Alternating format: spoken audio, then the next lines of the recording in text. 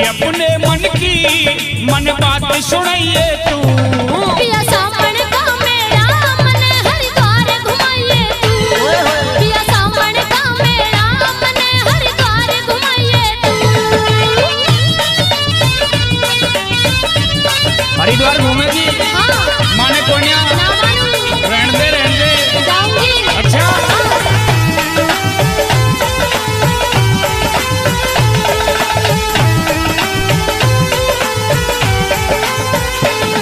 तन काहे की चिंता मन सारी बात बता।